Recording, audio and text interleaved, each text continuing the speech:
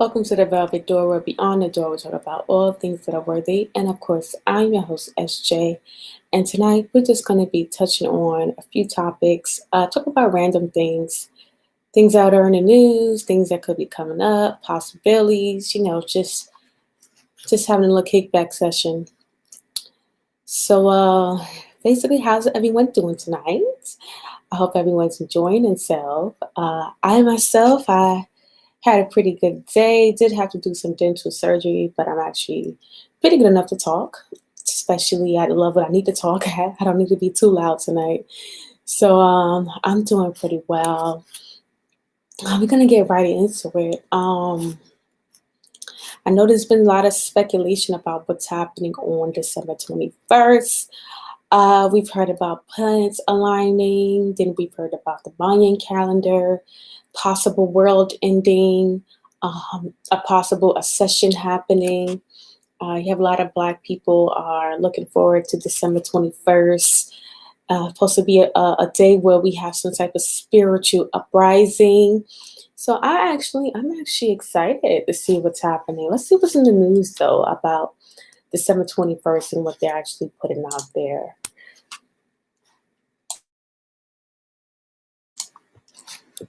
All right, so this is from the Sun. And like I said, there's been a lot of speculation about what's happening, saying that the world will end just days before Christmas, according to the Mayan calendar. Article was actually, let's see when this article was updated. This article was posted on November 2nd.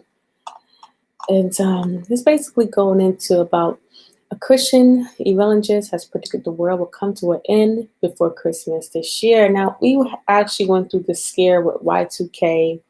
Then we had the scare with the 2012. Now we have the scare of the 2020.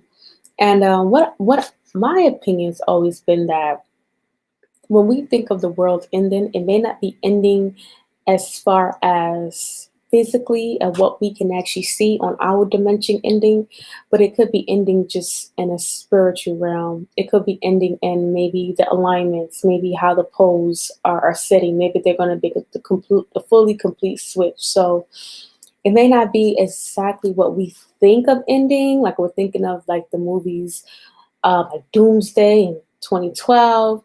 I mean, I'm not saying that there's those events will not happen, but it may not be exactly the way how we think it may be. It just may be the world is ending as we know it. And it could be that in 2012, even though they're claiming that it was a mistake, that you see here. It says Pastor Paul Begley believes Doomsday will strike on December 21st, 2020, which also happens to be his birthday. Oh, I guess he's happy about that. All right, it says but despite hundreds of prophecies over the centuries predicting the end of the world, none have ever come true exactly. Although not the first to make such a prediction, Nostradamus is said to have predicted the world would end in reference to the King of Terror would arrive in 1999 in 7 months. Interesting. It says here, let's see, the most recent prediction by conspiracy theorists thought the world would come to an end on June 21st this year, with reference to the Mayan calendar. And as I said, when we were actually referencing, I'm actually going to say right here, well, they obviously made a mistake on December 21st, 2012. So they said maybe June 21st would be the end of the world. And they made a prediction if this wasn't the end of the world, certainly my birthday. Okay, that's what this guy is saying. All right. It says right here, 2020 has certainly been something of the end of the world as we know it, with COVID-19 pandemic sweeping across the globe and countries imposing lockdowns to try to tackle deadly virus. All right. And when an annual eclipse of the sun took place on June 21st, Begley said that it was a certain sign of the end of days. And depending on what your religious beliefs are, I mean, they've always said that you would never know when the end of days we're going to come. They're just going to come. And us predicting, us getting ourselves spooked up in fear over it is really just like predicting your own death. Like you just living every day and just waiting for that day to come. And To you, it seems like it just never comes, but the day will come, right? May not come in our lifetimes, may actually do come in our lifetimes. My opinion, yeah. It says the Geographical Society thinks the Earth could be wiped out by a super volcanic eruption, although this can happen in about 1 million years. Polls conducted across 20 countries have found that at least 14% of people believe the world will end in their lifetime. I mean, that's every lifetime. Every lifetime, depending on where they are, depending on how they feel about the politics in that country, they all believe that the world's going to end. So that's every lifetime believes that. What percentages ranging from 6% of people in France to 22%. All right, so it seems like people who live in a lot of what they were called um, maybe up on the upper end society, especially U.S. I'm not sure about Turkey, but I know U.S. We do have a large what they would call a conspiracy theory community, but I just don't think that we have super trustworthy governments, so we are more susceptible to just kind of fill in the blanks to what we can't see. Right. So let's see here. Yeah. So I mean, this very well could be a false flag. I mean, I did hear about the planets are supposed to be aligning. So I mean, I think people should just actually get themselves in tune with what's happening around them.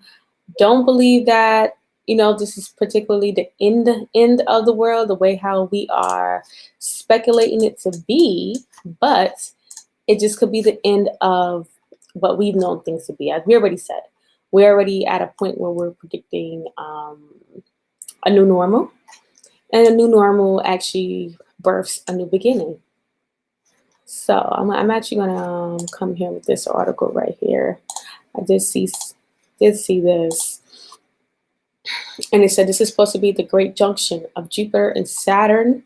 The great junction of Jupiter and Saturn will occur on December 21st, 2020, at Northern Hemisphere's winter solstice. Okay, at the time, the two planets will be a constellation of Capricornus, low towards the southwest horizon and separated by a mere 0.1 degrees. This will be the closest Jupiter and Saturn conjunction since the year 1623. All right, so this actually is giving you more in depth about not just of the end of a world, but it'll be a great junction between Jupiter and Saturn. And one has to wonder, what exactly is that going to do for humans? Like, how is that going to affect us? How's it going to affect our moods? And I have had people say that they are more sensitive to different vibrations and frequencies on Earth lately. They've actually been hearing a lot more ringing in their ears. Dreams have been very more vivid. So, as humans, we do emit our own frequencies and vibrations. So, I mean, there's definitely some truth to us seeing a new beginning. I believe humanity as a whole is moving towards a new beginning.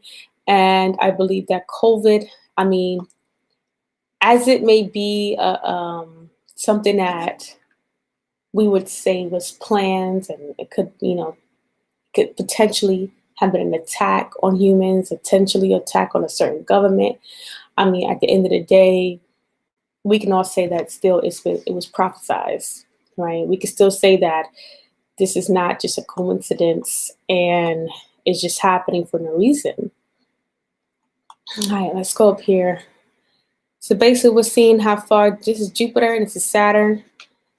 All right, so first time these things are actually going to be closer to each other. Like I said, because of this, we are speculating there may be some type of spiritual uprising for the melanated people of the planets. And to be honest with you, I am excited. I don't know about y'all, but I'm excited. I'm trying to see if I'm going to have some superpowers. I mean, like, like what's going to happen? And what I like to do sometimes, I do like to browse Twitter. I love hearing people's thoughts about, what do they think is going to happen? What's coming up next? Let's see what the people are talking about. I know a lot of Black people were so excited, and they're like, "Yeah, we want to have some superpowers." I guess. All right, so even this person said, are all my Black people excited for December 21st? Let's see what people talking about here. It says, as Black people, genetically, we are stronger and smarter than everyone else. We are more creative. On December 21st, our real DNA will be unlocked. The majority will be able to do things that we thought were fiction. Learn who you are as a people. They want to make us average, okay? All right, we gotta let the people talk. I want to hear what they got to say about it, because I mean, I could talk all night, but I want to hear what everyone's saying. And who's this? I guess he's out the loop. What's happened the 21st might not be for you, boo. Might not be for you.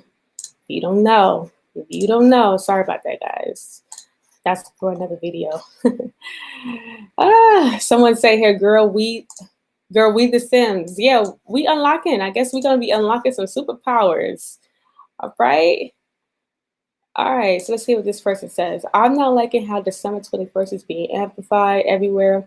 Those who do black magic say this day would be a solar flare that would change the electromagnetic field of the earth, changing everything. And y'all think we're getting superpowers? I'm terrified either way. I mean,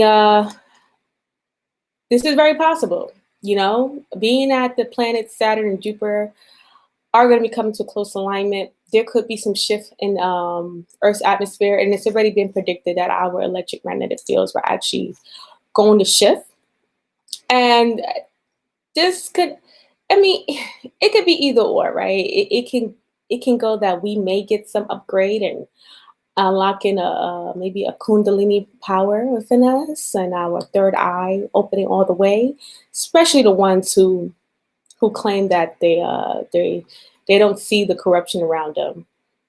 But I mean, another part of us can say that this could be something that's very detrimental to humanity as a whole, and that once we step into this new age, it may be something that we just can't come back to.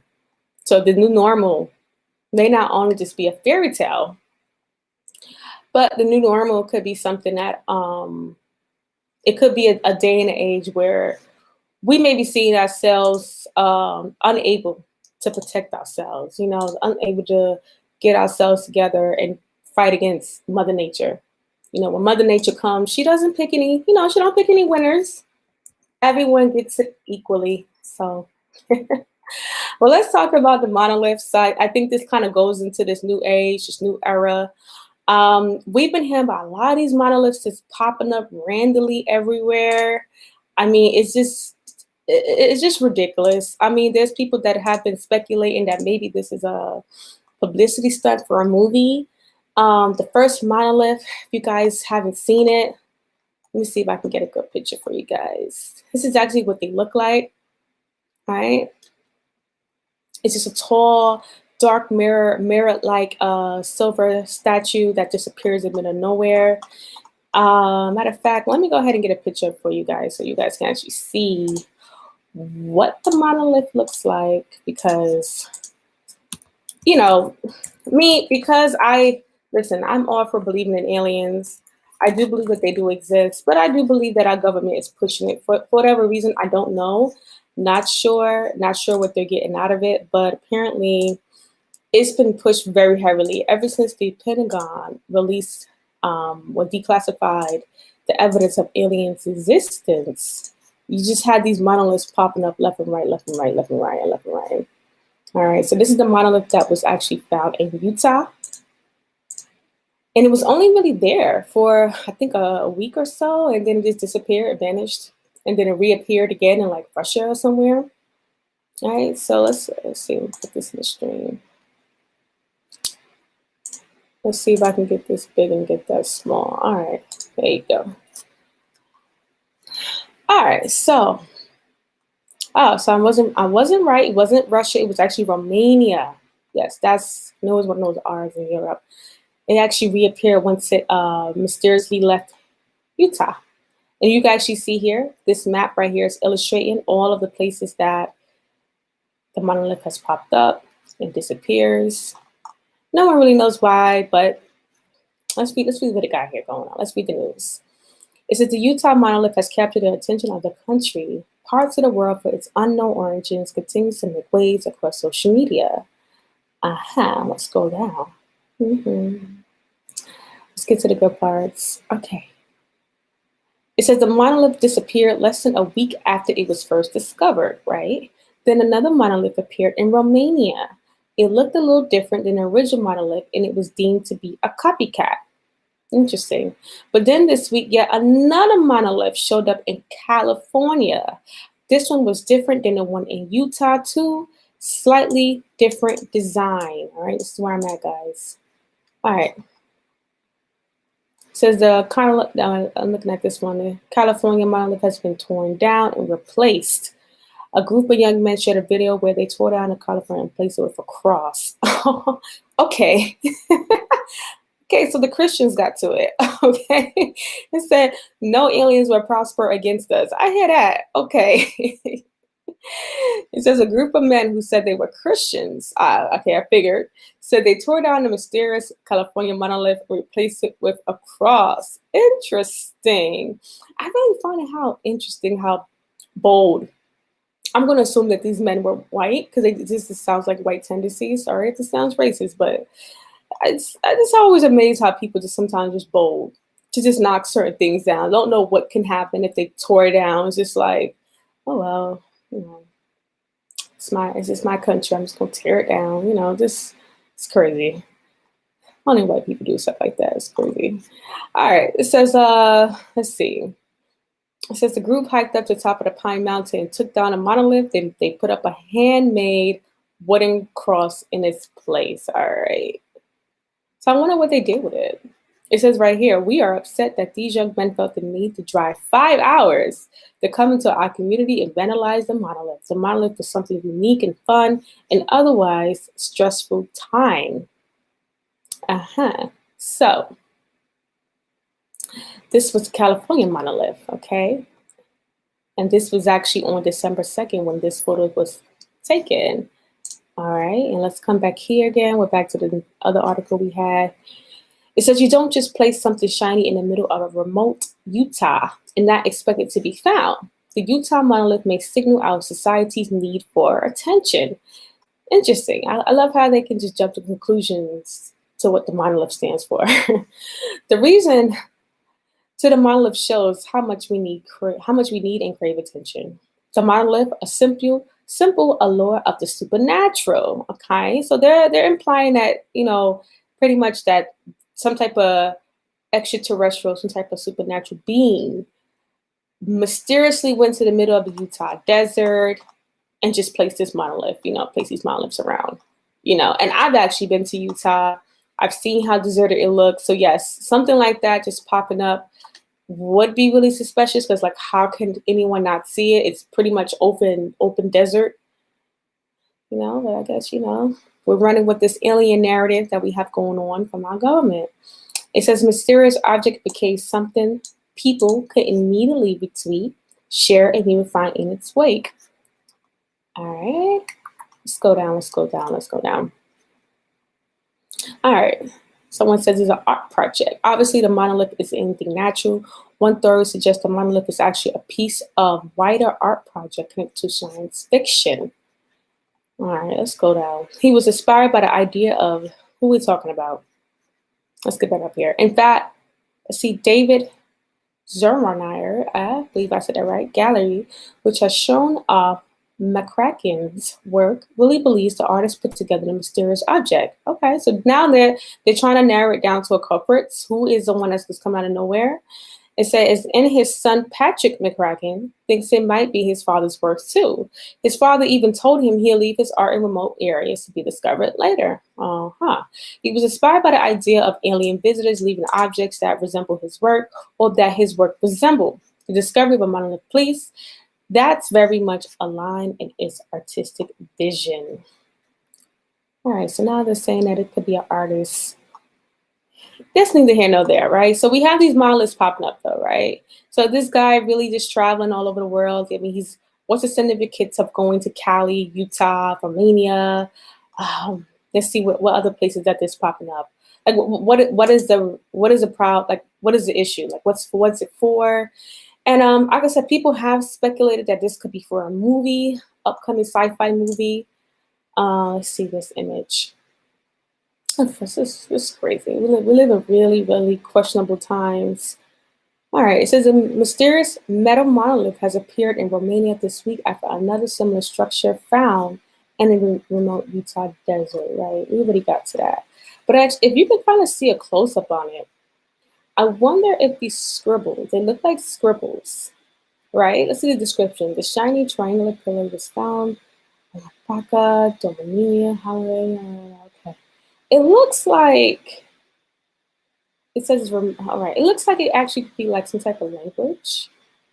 Maybe some type of scribe or I remember the Georgia Stones, and I wonder if this is a type of language here. Is this a type of communication? Is it a vibration? Like what is that? Is this like something my little cousin would do with my homework or something? But no, I haven't really seen much any kind of articles that actually explain what these swirls are. Um, but I'm sure if whoever is documenting and studying these things, they are trying to figure out if this is a language. Yeah, let's be right here. It says the monolith is used as a tool by the alien race to investigate worlds across the galaxy and to encourage the development of intelligent life. Okay. In the book, the great apes use their tools to kill animals, to eat meat, and they're in their starvation to kill the predatory leopard. The next day, the main character uses the club to kill the leader of a rival tribe of apes, leading to awakening of intelligence and development of humans. So now we already built up this theme that we have this December 21st whole shift of the planet happening, then the planets becoming aligned, and then it's supposed to be like some spiritual awakening arising for melanated people on the planet. And then we have these monoliths that are popping up prior to that. So like kind of like the build up to it. And these monoliths are supposed to promote the development of an intelligent life. So I'm really curious. See, like, are these things connected? Me, I don't believe in coincidences. I don't. Yeah, it's a lot going on. Hey, Miss D, it's a lot going on. I mean, I don't know. It's a lot going on, and I actually found some other great news articles about what's happening with the aliens. Apparently, they're saying that the aliens are already here, and that they're just not coming out of hiding because humankind is not ready. This is what they're saying. We're not ready. I think, listen, if we can get through what we can do now, I think we're ready. I don't know about y'all. We might be ready, you know? Let's see. I did have the article. I'm going to put that article up. And to be honest, when I read the article, I laughed. So I'm like, what do you mean we're not ready? Come on now. We done seen it all.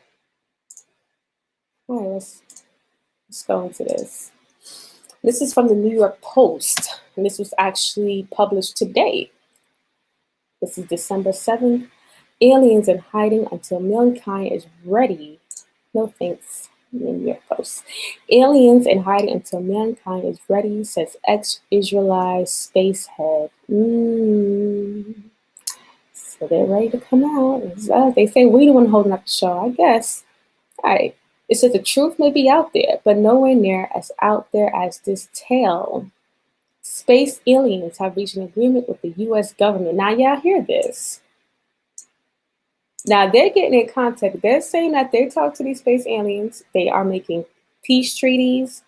They're part of their own federations. I wouldn't be surprised if these space aliens go to the UN. I wouldn't be surprised if space aliens have always been at the Pentagon. I wouldn't be surprised if these space aliens are shapeshifters and they just walk around every day. Just don't want to show who they are. Wouldn't surprise me very much. It says space aliens have reached an agreement with the U.S. government to stay mum on the experiments they conduct on Earth. Now, could you think about that? Aliens are conducting, man. All right, here we go. As well as their secret base on Mars.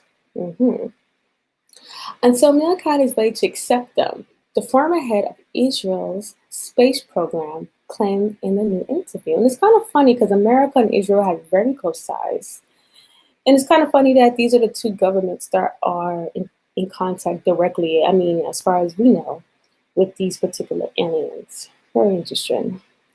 The aliens have asked not to announce that they are here because humanity is not ready. Uh-huh. It says, go down here, the Jewish press. Eshed, 87, may have gone to insanity and beyond. Goes on to unspool his tingle web, which claims the involvement of President Trump in the interplanetary diplomacy. Okay, so this makes perfect sense. Do I believe that President Trump is the first president to come in contact with aliens? No. I've always believed that aliens always been here. I've always believed that the aliens will always have their own forts and maybe their own establishments here around Earth. And I do believe that whoever gets the power of Earth get a chance to reveal themselves, or the aliens reveal themselves to them. All right. I do believe that right now, who's in charge of the Earth, as we know it right now, that is the Caucasian race.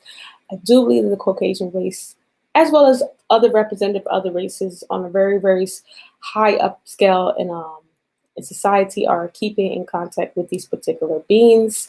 And they do have their own political system with them. I always believe that. And I know it sounds like so far-fetched because like, what are you talking about? That's impossible. You know, remember, these used to be things that we speculated with. Now, it's on the New York Post, right? 2020, right? We said 2020, we wanted to see the vision, we wanted to see the truth, you want to see the enlightenment. Well, you're going to get the enlightenment, and not only going to get the enlightenment, you are going to enter into a new phase, a new dawn of humanity. All right, let's keep going. It says Trump was on the verge of revealing aliens' existence, but aliens in the Galactic Federation are saying, now got their own federation, wait, let people calm down first, he said, who helmed Israel's space security program from 1981 to 2010, reportedly said.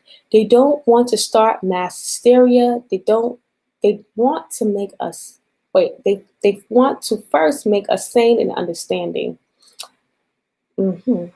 It says, until that day, aliens have secured an agreement to keep their moves under wraps, said Ishad, noting that the extraterrestrials come in peace. They have been waiting for humanity to evolve and reach a stage where we will generally understand what space and spaceships are.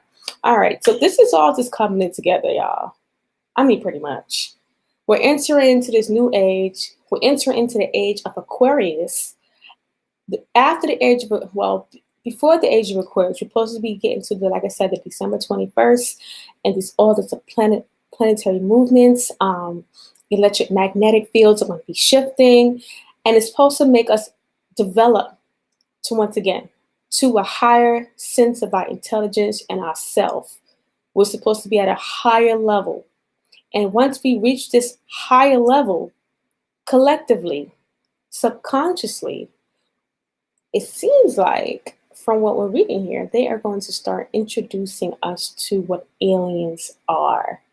You know, and I always thought that they would use movies and music and have the aliens kind of show themselves and what they look like, because what we think they look like, I don't believe that they look like the images in the cartoons that we see, right?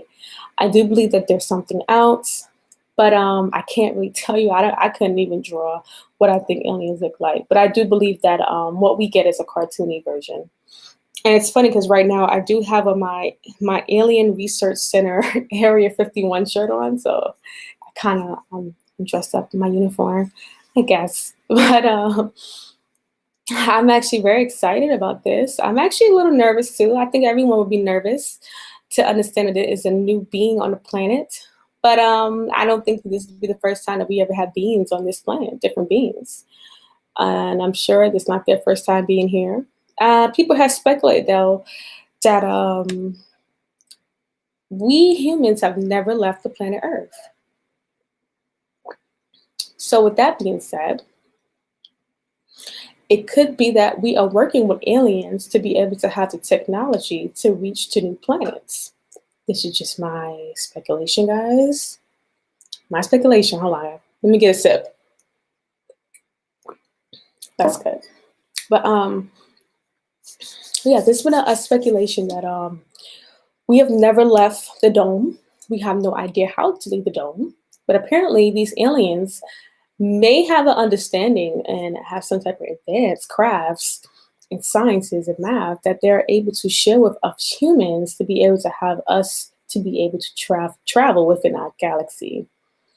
This is very possible, and this could be why we are willing to work with them.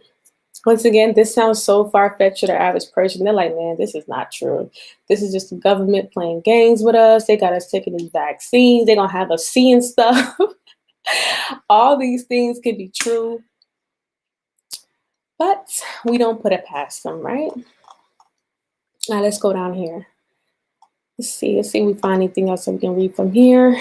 It says one of the hubs of the cooperation is a base on Mars, whereby he said claims American astronauts have already set foot, I do believe. There's an underground base in the depths of Mars where the representatives are and also our American astronauts. Okay, could possibly. I mean, I do believe we found something. Not sure if it's on Mars. I mean, um, maybe, right? Because I mean, I've still had my opinions about us not ever really leaving Earth, but um, possibly, possibly. Um, Look at right here. We have our guy Barack Obama. He knows the truth about space aliens and government UFO files. This was on December 1st. Uh-huh. And you know what's funny? I actually had someone close to me who used to tell me a lot of like conspiracy stuff, and I was just like back in like early 2000s. At the time, I was in my teenage years. I used to just listen to them because I always love listening to elders talk and teach me about science and teach me about politics, especially about um, the underhand and the underground things that happen within our government. It was something I was always interested in, and the reason why, as an adult, I'm still interested in it. So it was always fun because I remember I was sitting down and we were watching Obama's address. He was addressing the nation. And it was something about the look on his face that he said, look at his face. You see his face right there? He just saw an alien. And I thought that was so far-fetched, right? I'm like, but I know him. I know him. I'm like, you know what?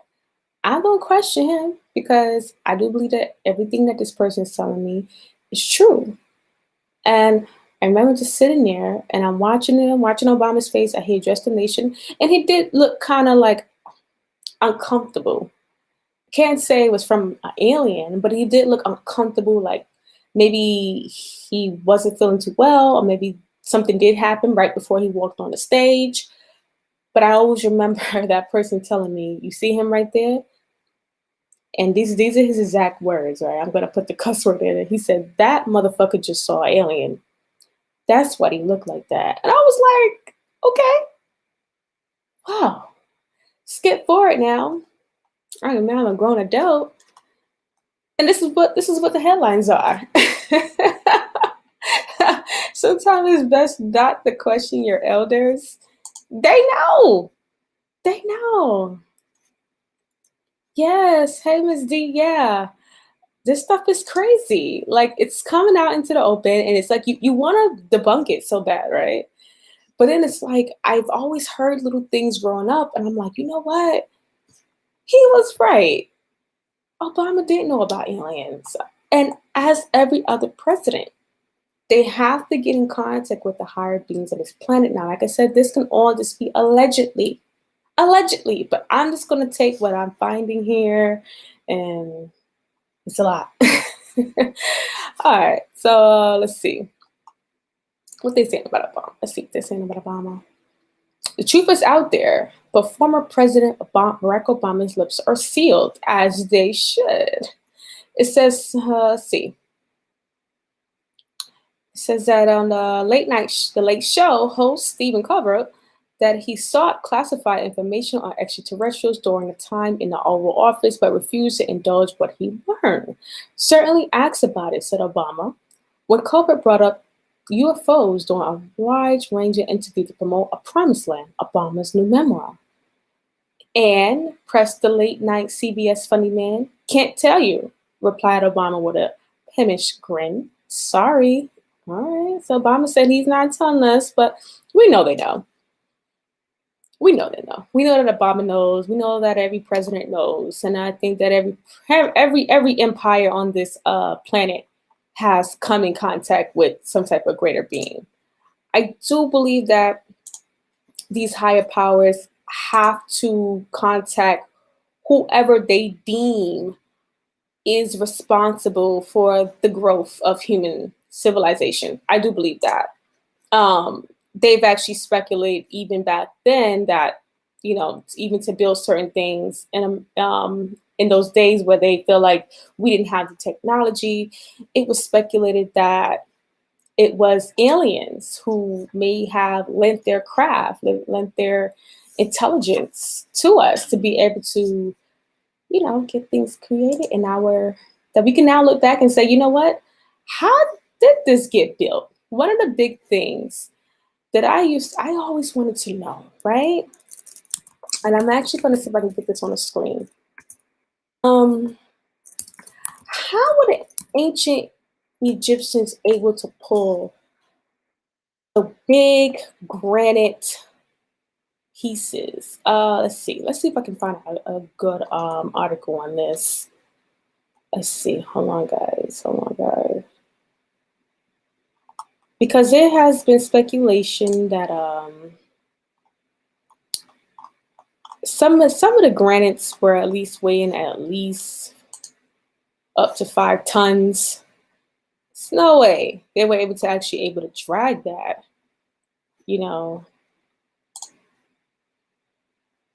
All right, let's see the secret empires.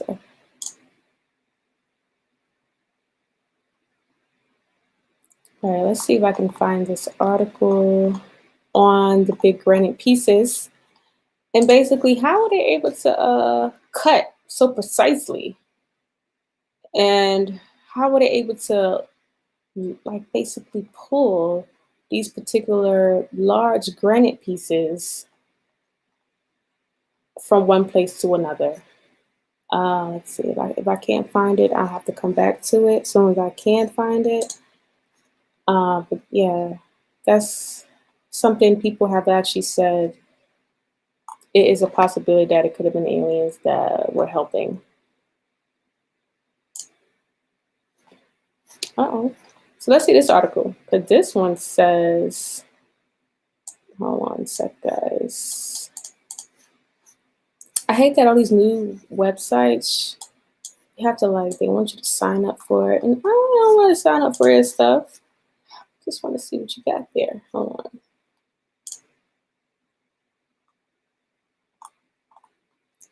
All right, so let's actually look at this show.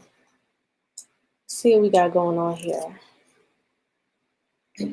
They actually, this is one that's about limestone blocks. It says how the limestone blocks were transported to GP, and that is the Giza Pyramid. It's a topic about which engineers have developed many hypotheses. Let's see.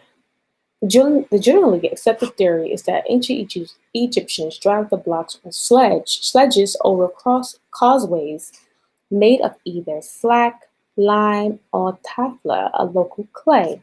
The remains of the causeways constructed of tafla have been found all over Giza Plateau. Also, actual sledges at pyramid sites and reliefs and paintings in tombs and quarries depicting the uses of sleds have been discovered. Okay. All right. So this is basically trying to say that they're claiming that this is the theory of how this is the lime block. And if you guys don't know what a limestone block looks like, let me see if I can get you guys a picture of limestone blocks. You guys bear with me. Some underground, behind the scenes work. The Great Pyramid of Giza was once covered in a highly polished white limestone before it was removed to build mosques and fortresses. Let's see if I can show you guys a limestone. Pretty much, let's see, hold on. See if I can get a good picture of limestone for y'all. This is actually one of the original casting stones. Okay, this is actually a stone. Let me go back. But you can actually see some of the bricks. Hold on. Let's click on this. You see that. It's about as big as her. So one has to ask, how were they able to actually stack these bricks? Because these are not actually, you can say that they could have been cut that way. They could have been cut to look like they're like steps or something. But no, these are actually bricks that had to be stacked. And they didn't have the exact technology that we would use today to build something like this. Let's see. This is, I don't want Pinterest. Don't want Pinterest. Hold on, y'all. Let's see. Let me get a good picture. Guess not. Ah, there we go. So you can see the limestone bricks, right? All right. And actually also granite. Like I said, they had the granite and they were about 5 tons. And there's no way that you could have had human beings actually pulling that. So there have been speculations that, hey, maybe at a period of time, there was some contact with the ancient Egyptians and extraterrestrial beings. And maybe they were trading. Maybe they did have some type of trade where they traded technologies. Maybe they traded human resources, intelligence, human findings for these extraterrestrial beings and their equipment. Maybe, I do believe that they wouldn't come here empty-handed, and I believe that for us, we wouldn't give them nothing for their existence. So there could have been some type of trading, possibly, very possibly. Have to do more research on that, but that's just my theory on, what's going on. All right, so says Ms. D says the aliens, aka the fallen angels. Very true, very true. I have heard the theory of aliens being the angels coming back on Earth again. Could this be the sign of the end times, or the angels coming to basically fulfill the prophecy? Hey, it is a very big possibility that this could be happening. Like I said, everything's up in the air, so I can't sound like a know-it-all and say yeah, but this is very possible. This is a part of the end times, right? All right, so this article right here actually rubbed me the wrong way, and though I'm not a person who works for anyone, I do have my own business, and I am, majority of the time, if I'm not at work doing my business, I am home. I'm full-time parent. So this rubbed me the wrong way, because for someone like my fiance or other people I know who are very, very much against taking the vaccine, you now are put in a position where, yes, your boss can fire you if you refuse to get a COVID vaccine. And this was published today. Okay. So like I said, I just want to keep you guys updated what's happening so we can all just make our own conclusions and protect ourselves and know how to move smart. All right. So it says under the law, an employer can force an employee to get vaccinated, and if they don't, fire them. All right. So they actually are going for this. Like, they are for violating human rights. They're violating, I feel like this is human cruelty. I feel like we are adults and we should be able to make decisions. And I feel like we shouldn't have to be forced to take certain things, right? But unfortunately, this is where we are in society, and this is where we are, right? All right. It says, let's see. Let's go down here. It says roughly 4 in 10, right here. Let's go right here. Roughly 4 in 10 Americans say they would definitely or probably not get a vaccine. And that's according to the recent survey by the Pew Research Center. While that is higher than it was 2 months ago to achieve herd immunity, experts say that about 70% of the population needs to be vaccinated or have natural antibodies. And you hear that? So 70% of us, we have to get vaccinated. And how exactly are they going to choose is this 70%? Are they going to choose it just based on people who's at work and school? And then if you're not taking this particular vaccine, then you can't participate in society. And the other 30%, those would be the people that they are just going to hope actually gets the virus and has to still go into a hospital eventually and take the virus. It's I mean take the I'm sorry, take the vaccination. Seems like they have a scheme. It says under law. Okay. It says right here, a couple of my corporate clients are leading towards making the COVID vaccine mandatory. So all for all my folks who are like some people in my family who work in corporate, this is very important to pay attention to. I do believe that they are not going to allow you guys to use any type of illness or family history or any kind of family belief systems to stop you from getting this vaccine. They are going to be pushing this very hard, and they're going to make your life a living hell if you do not take it. All right. All right, let's go down here. It says requiring a vaccine is a health and safety workflow, and employers can do that. We all have to demonstrate that we took our flu shot before we go out and see our patients on the wards. When we are sick, we cannot deliver vital functions to the community. Mhm. And one of the things I've always speculated, I actually know someone who works in healthcare, and they were one of the first people I knew off rip who caught the COVID, and they caught COVID early. They caught it like in April sometime. They were one of the first people I know who caught it, and they actually had little to no symptoms. This maybe some cough, a little headache and stuff.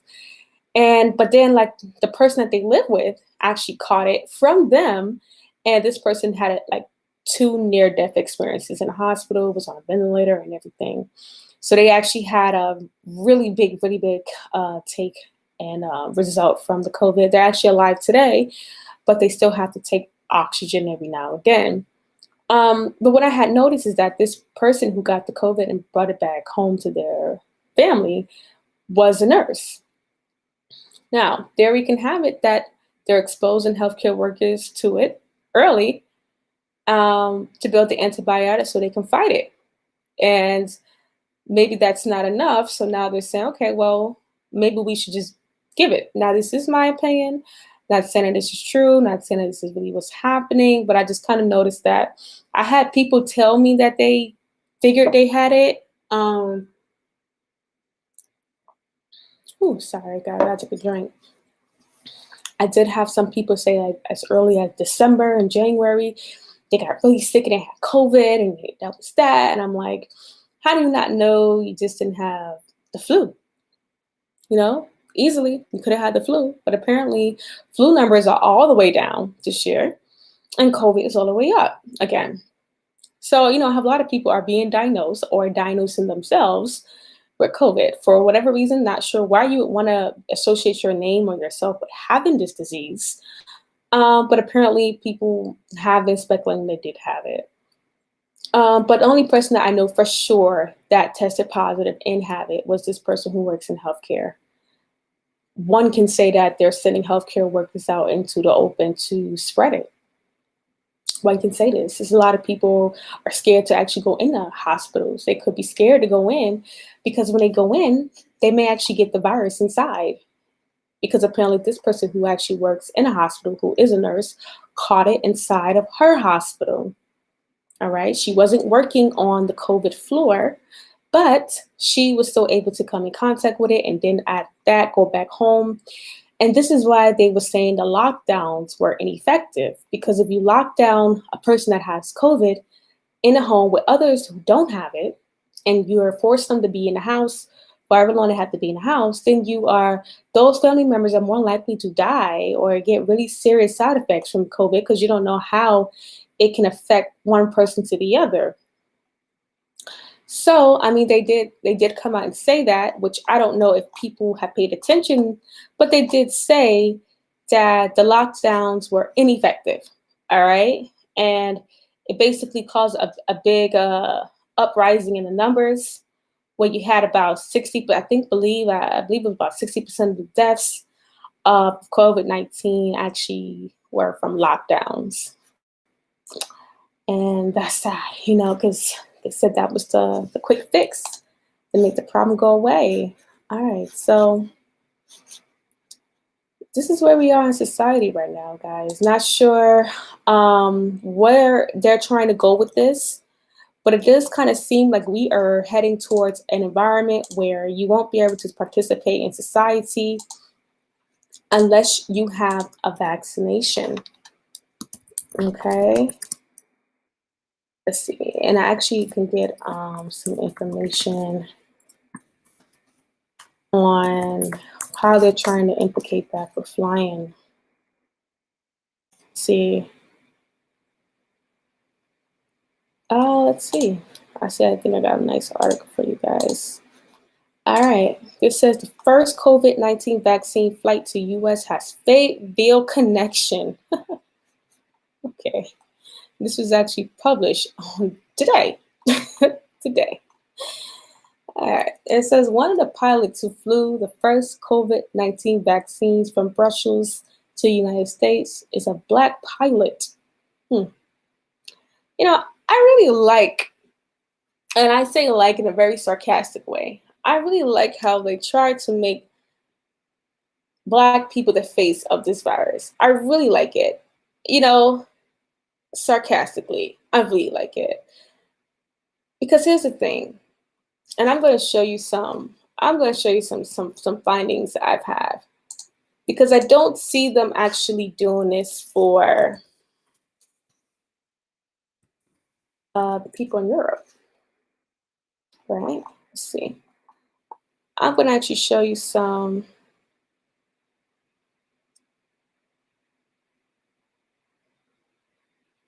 Let me see if this is the right article. All right, so they're claiming that. So here's the thing. I want to show you guys this because Italy's first COVID-19 patient was detected on February 21st. This was released on November 19th. Let's keep that in mind, y'all. Keep that in mind. Hold, just give me a second. I'm going to show y'all something real quick. These people like to play games. They like to play games, but we're going to play with them. Let's play with them. I got something for y'all, so you guys can follow along with me. And we're gonna call that out. I think it's really interesting how one source can say this, another source can say that, and no one's ever really showing the truth, right? So I'm gonna show you guys the article. We're gonna start with this, and then I'm gonna work my way back. It says, now keep in mind that article. Oh, let's see if I can find it. November 19th, right? Right? See the source? November 19th. Let's come here. November 20th.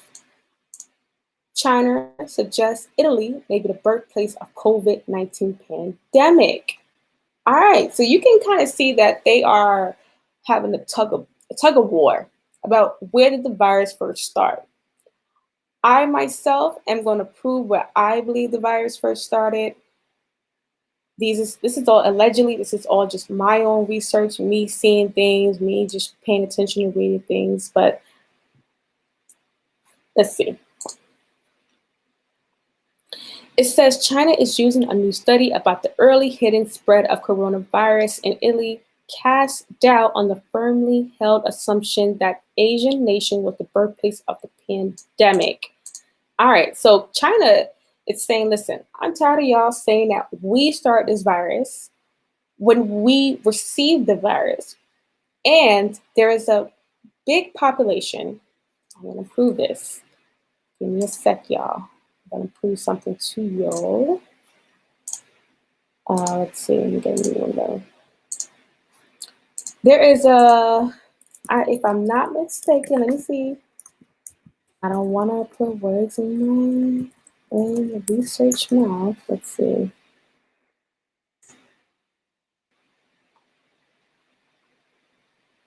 I'll show you guys something real quick.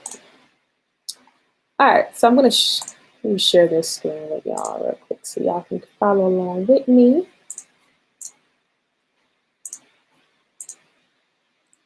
All right, so the reason why I'm just showing you this quick screen right here, Chinese descendants in Italy. I just want to basically prove the fact that there is a Chinese community, a large Chinese community in Italy. All right. Okay, so I just want to guys to paint the picture that this is Italy. It's not just a place where it's just Italians and just that's it, and there's no way that Italians just come over to China and just spread it over there. No, I want to paint the picture, the connection between Italy and China. All right, now this is all allegedly.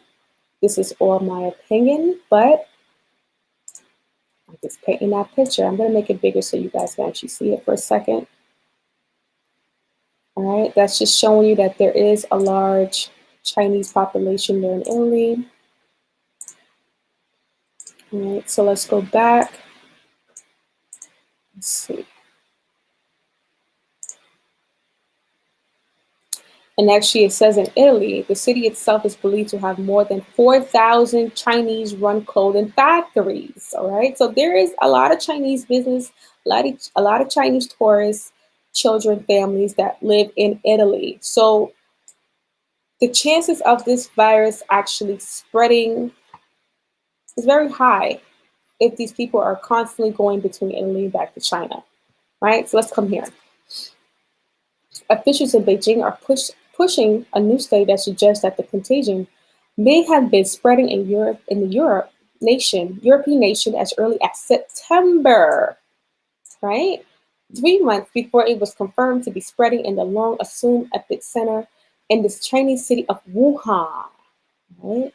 And remember, they were saying that the reason why that this particular virus was spreading in Wuhan was because of the wet markets and the bats in that area.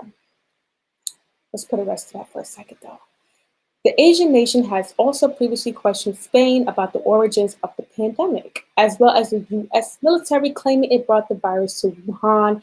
And I actually heard, I wish I had some more like tea, I could actually show you some facts, but I remember when everything was going on during quarantine, there were a lot of people putting out things on different private forums. And there were actually a situation in Italy where they received a box of hats. These hats looked like MAGA hats. They were red hats. They were supposed to be given to, I believe, the teenagers, the teenage volunteers in that area.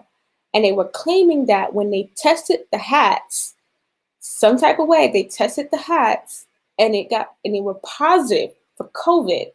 How they were saying it was positive for COVID, they said that when you put the hat on, when you sweat on the rim of the hat, it activates some type of chemical which would release it into your pores. Now, like I said, I wish I could have showed you guys the proof on that, but I do remember reading about this. I saw a video on it, and they actually had like a picture of the box of hats, and they were saying about how this is how that they don't know. Well, first off, they don't even know how the hats got to Italy. All right, it was suspicious. The box was suspicious, and it was saying that the hats were supposed to be have donated. They don't know where the donor, who the donor is, but the hats were there, and it claimed on the Italian news that, you know what? Let me see if I can find it. I'm going to show you guys. You know, I actually probably could find this. Let's see. You guys hold tight with me real quick. Let's see, let's see, let's see.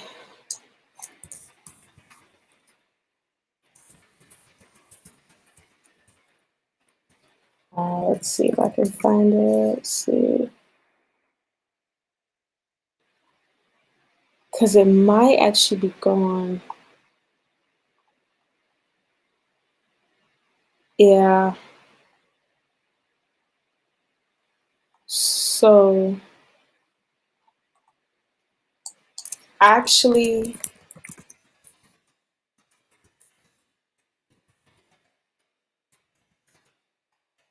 let's see if I can find it.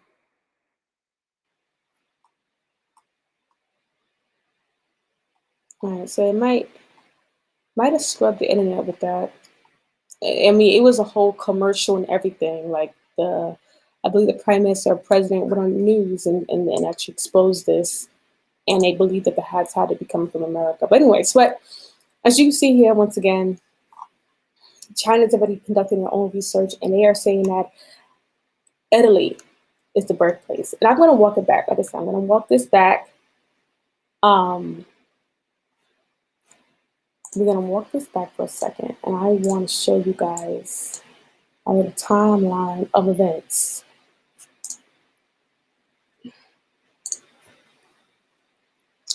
All right, so let me share my screen to this window right here. All right, boom. Same day, November 20th. China's going overtime. China suggests Italy may be the place of birth. Wait. I think I'm reading the wrong one, y'all. Hold on. Okay, right here. Sorry, guys. Sorry. Coronavirus emerged in Italy earlier than thought. When was this? November 16th. So this was the same day as when the other article. Let's see. Make sure I can get this out. Let me see if that word. Nope. Hold on 1 second, guys. Let's get my life together. Yeah, but you guys are actually seeing how they've been playing with the media, trying to blame one another, point the finger. All right. Coronavirus emerged in Italy earlier than thought, study says. It says that Italy's first COVID-19 was detected, right? Detected. But it says new coronavirus was circulating in Italy since September 2019. So this was spreading way before it got to Wuhan. I'm going to paint a picture here. Italy's first COVID-19 patient was detected on February 21st in a little town near Milan. All right. Let's go down. It says it showed that 4 cases dated back to the first week of October were also positive for antibodies neutralizing the virus, meaning they had got infected in September. All right. So I have no doubt. Mind you, this is CNBC. I have no doubt that China is working overtime to make sure that they get this off their name. But we have to wonder, why does Trump go so hard in saying that this virus is from China and it's not from Europe? Well, we can paint a picture real quick though. It says Italian researchers told Reuters that in March that they reported a higher than usual number of cases of severe pneumonia and flu in Lombardy in the last quarter of 2019, and a sign that new coronavirus might have circulated earlier than previously thought. I mean, guys, this is free information, y'all. I'm not even putting out anything that's, putting out anything that's so like out of the ordinary. I'm just showing you information that's been online and that's being put online. So let me show y'all this. See if I can get this article to come up. Another article, right? COVID-19 started in Italy, September 2019. Not in China in December. So, let's see, when this article was written, this was written around the same time, right? Just when Italy was trying to, when China and the US first was trying to put it on China was an overtime job. Like, don't put that on us. That's not us. COVID-19 or coronavirus 19 virus didn't start in Wuhan, China, as been widely reported till now. Right? So why isn't this main news? Why is this information that you have to actually go search for and find out? Right? Because we have to be real here. There is a narrative being pushed. There is a narrative. For whatever reason, we will soon find out. And I believe that it could be that they want to take China down as a superpower. They want to have China lose its credibility. They want to villainize Chinese residents, but there's a narrative being painted here. It says, let's see, China has started reporting cases already a month earlier, and that was on January 23rd. Okay, so that was prior. That's okay. This is China. So China was reporting in January. Let's see. So the Italian government explained its sudden, let's see, cessation of air flights by saying that a Chinese couple from Wuhan had arrived in Italy on January 23rd and became damaged with the disease. All right, so you can see how they already was working to prove that the Chinese were the ones that brought it over there. This is since January. Mind you, they already had an up spike of coronavirus-like symptoms that were happening already in Italy, but somehow they blamed it on this one particular Chinese couple, right? And it's kind of funny because I do remember this happening during quarantine when, remember, Italy had like the most deadliest results of the virus. If you guys remember that, I remember they had like their death numbers in total was going up every day. It wasn't even, and it was the mainly their elderly population that was getting basically killed off, and the majority of the Italian population is old. So there's a lot of speculation about why that particular thing happened. And I actually saw advertisements in the past about Italy actually offering money for people to come from other cities and other countries to their their small towns there, right? Let's see. Let's see if I can actually show you guys some proof of that. Because I don't know. I want to come with receipts. All right. Let's see if I get some receipts for y'all. Thank you guys for being here. Let's see. Make sure you guys like the video. Make sure you guys subscribe to my channel. I will be doing this more often. It takes a lot. It takes a lot. I usually like to record my videos on Zoom and then edit them up in iMovie, but that's too much. So I just rather go live and just rock out with you guys for as much as I can. All right. I want to share this. All right, so let's show this in my stream. You guys can actually see here, it says cash for babies, $10,000 gifts, $1 homes, the battle for the soul of Rue, Italy. All right, let me have this for a second. All right, you guys can actually see that this is here. We have this, let's see if I can,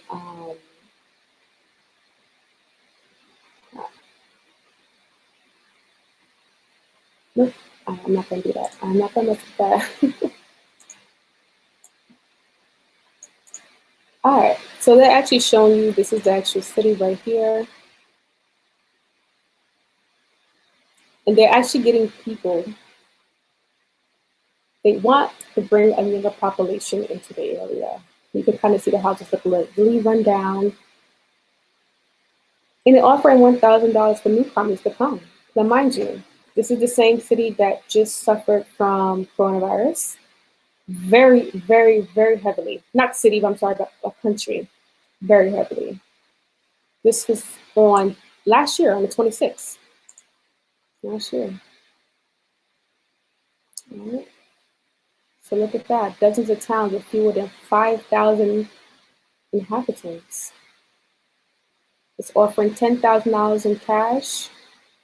And the population has fallen. Look, see? So we are seeing that Italy has a lot of ghost towns. You can see here. Pause that. Some ghost towns here. They want to populate. It's hard to populate when the majority of the population is old, is elderly. Right? Apparently, they have to sell it for what it is, for what it's worth. $1,000. And I remember seeing people talk about how they wanted to, they were thinking about taking up the offer. Problem is the type of jobs, the type of resources that you'd be able to have. I'm sure people are taking it up, and if anyone's picking it up, I'm pretty sure it's the Chinese. if it's one thing the Chinese will do globally, is that they will buy land. So I would not be surprised if these particular areas are being basically taken over by the Chinese. All right, so let's see, back to here. As you guys can see, and you guys can always go look at these articles yourself and read more in depth. I'm just kind of browsing through because I don't want my stream to go too long. I'm already about 70 minutes in, so I don't want to go too long, but just enough to kind of, go over some great topics and things that are trending. All right, so like I said, I'm over here. I'm just trying to paint a picture. All right, I'm painting a picture for you guys so you all can follow along. See where I'm going with this. Let's see. Now, the reason why I want to talk about this is I wanted to prove um, how Europe has a history of introducing viruses and getting rid of certain populations from these particular viruses. So let's go here. Another article. This was written about 20 days ago, so sometime in about November. This is from Live Science. How early was the coronavirus really circulating in Italy? All right. So we don't have just one source that's talking about this circulation. Multiple sources are now questioning was China really the birthplace, right? The new coronavirus may have been circulating in Italy since September 2019, months before the first official case was detected in the country, according to a new study from Italy. But public health experts say that more analysis is needed from the timeline to be confirmed. Right, let's go down here. It says, but the actual pandemic timeline, from the moment the virus hopped from animals to humans. Now, we're gonna debunk this. All right, y'all just stick around. Just stick with me for a second. I'm gonna get to the point of why I'm posting this stuff. I know this is like new news to some people who are tuning in and will tune in, but we're gonna debunk that.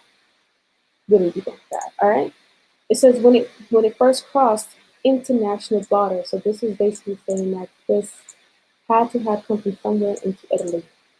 It remains murky there. Italy, one of the worst hit countries in Europe during the first phase of the virus, reported its first local case on February 20th. All right, let's go down, See if we get any more information out of here. It says it found that 111 of these 959 people, all asymptomatic at the time of the blood was drawn. All right, so they're asymptomatic, so they're the ones who were spreading it to the elderly population that was dying off in large numbers. Mm-hmm. Okay. All right, and there was potential that it may have had some false positive. I'm gonna skim through this. Like I said, you guys can go back and read this. I'm just trying to paint a picture real quick. These are real articles. Feel free to do your research. But it says new study suggests that as early as September last year that this virus was circulating, and that would have been before China actually started to report their numbers, right? And I got something else. I'm actually gonna prove that this lie of animals are a lie. Right? So we got the COVID. Why bats are not to blame. All right. So in the beginning, there was this big thing where they were trying to say that the bats were the reason that this was jumping from person to person. Like basically, it was the bats. These wet markets are in Wuhan have very terrible conditions, and that because of that, the bats that were in those areas that picked up trash or ate trash or picked up stuff disease, and then some kind of way they transmitted that into humans, and now humans have it, and they're transmitting it to each other. And this is why we got what we got globally, because China never closed their borders, and everyone was still traveling around the world. And because China it has a large population of people worldwide, it was easy to kind of blame them and say, you know what, you guys have people traveling around the world. You have people in Africa, you have people in Europe, you have people in Australia, you have people in the United States. Your population is everywhere, you know. So it's very easy to point the finger at them to say, yeah, you guys are the best bet to try to have this thing traveling around. And what other animal could be traveling around too? The bats. Usually they're gonna excuse that maybe the bats were doing this at night. Who knows? Because no one can really pinpoint when exactly these bats started to, you know, eat somebody's food and someone ate it. Did they bite the people? No one knows. But we're gonna walk this back a little bit, and like I said, I'm gonna paint a story of recent times of the bat and how this actually goes into the Black Death, the Black Plague that actually hit Europe thousands of years ago. Well, you know what? Let me not say thousands, hundreds of years ago. It's actually not that long ago. All right, so it says, why bats are not to blame, says scientists. Poor baby. Being blamed for everything. Poor baby. All right, let's see what we got going on. The telltale odor of black bats is everywhere. Excuse me, describing the layers on the floor, blah, blah, blah. Okay, so they're saying that they have some droplings that actually like to fall, and maybe humans, we'll see, maybe humans got in contact with that. People in this part of Zimbabwe call bats winged dragons, flying rats, or simply the evil ones. Flying rats. I want to keep that in mind, guys. Keep the flying rat, aka name, for bats in mind. Like I said, I'm going to bring this back to the Black Death and the Black Plague. All right. Like everywhere else in the world, the flying mammals are much misunderstood for their wildlife ecologies that are beautiful. But, all right, let's get into it. Skip this, skip this, skip this. Okay. This is back at the lab. The scientists extract and sequence the genetic material of bat viruses. They have already discovered different coronaviruses, including one in the same family as SARS. Okay, the research is part of the worldwide effort to investigate the diversity of genetic makeup of the viruses that bats carry, providing the tools to react quickly should people start to get sick. The local population frequently visits these bats' habitats in order to collect guano, you said it right, to use as a fertilizer for their crops. It is therefore essential to know the pathogens carried by bats because they could be transmitted to humans. Alrighty. So let's see.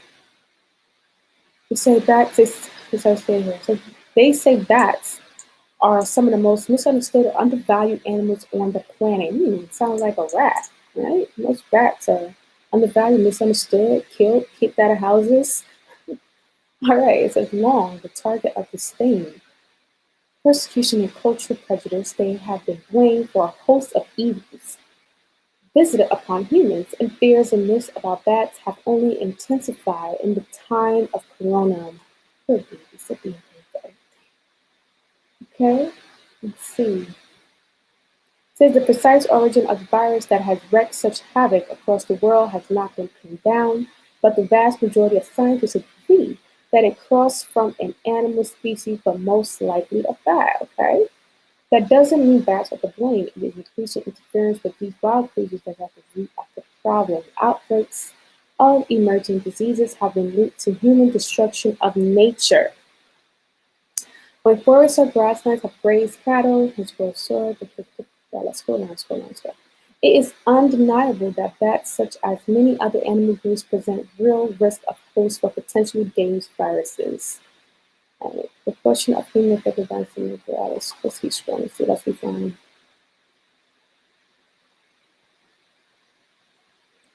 Warning of the dangers came in 2002 and there was other SARS emerging for almost 800 people. Okay, let's scroll down, guys. Let's get to it. Bats suppress insects that swarm on the crops. They pollinate plants in the tropics. Alright, so let's get it up. That's the good stuff. That's the good stuff. It will be a terrible outcome, but if bats were demonized, the spread of diseases from animals to humans is much more about humans encroaching into their domain than the other way around. Okay, there have been isolated reports of COVID-19 related backlash against bats, including actual and intended killings. And scientists warn that a few misguided actions could have serious consequences for vulnerable bat species and increase a risk of disease spillover. Bats have lived alongside humans for centuries for mutual good, And the city, okay, 300 years, festering on incidents that might otherwise destroy a manuscript. Okay. All right, so they didn't really, they basically, it seems like to me, now you guys can go back and read this article, but it seemed like to me they tried to say that bats were just doing their own thing, and then humans came into their caves and humans caught the corona. I call, I still call BS on that. All right, I think they know that it didn't come from the bat. I believe that humans, it could have been the other way around, right? How do we not know that humans didn't have it, and then they came to the bat caves and actually spread it to the actual bats? Um, a lot could be said about that. So could be the other way around. And because these are very mysterious creatures, it's able to just kind of hide and blame them for everything. Unfortunately for bats, right? So I'm not really buying that. Not really buying that. But I'm gonna get into something for y'all real quick. I'm gonna tie that into history. Because I feel like we would never know the true origins of this particular virus, just like we never knew the true origins of the Black Death until they just came out and said this. You guys can go ahead and read that title. All right? So how many centuries have we been told a lie about the rats? How many centuries have we been told about the lie that the rats are the ones that spread this virus to humans? And that is what caused the Black Death. That is what caused the Black Plague. That is what destroyed Europe. That is what destroyed the Black nobility of Europe. And this is why we get Europe what it is today, because it was the rats feeding on the trash, feces, and all the streets. And they were the ones that were going, spreading it around. But when going back into the history of that particular time period where the Black Death was happening, they can't find any rat bones. Right? They cannot find any rat bones, meaning they cannot find any dead rats that were just dying because of this plague. Right? Because that's what never happened. All right, rats were not to blame for the spread of the plague during the Black Death. Guys, it's 2020. It's 2020, and everything you've been taught in school, now you know, is a lie. How does that feel? Huh? How does that feel? And I'm going to say this because, like I said, just like they said aliens weren't true. They've been saying that for how many years? And we now realize that's a lie. So when we come to this new age, as we just talked about, this new age of enlightenment, of intelligence, we are trying to become comfortable with what human history is and what the human future could be, with not only just each other, but now with a new extraterrestrial being, that they can no longer hide the false equivalencies, what they said our history is on this planet. They now have to tell the truth. This article was released on January 15, 2018, so just 2 years ago. See, they now have to tell the truth about the true history, even if that true history will actually shed light on, especially Black people of America and their history, right? Because for so long, we've been told that there was a Black era, and during this Black era, just everything is wiped out. And everything got wiped out because of um, this particular, I guess, virus, this disease that came from, let's say, the bite of rat-borne fleas infected with the bubonic plague has been blamed for disease transmission during the medieval pandemic.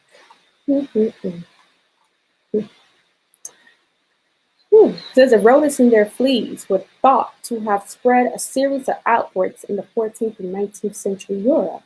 But a team from the universities of Oslo and Ferrara, guys, if I said that wrong, I'm sorry. I had dental surgery, so I'm trying. Now says the Black Plague can be largely ascribed to human fleas and Bible lice. Did y'all read that?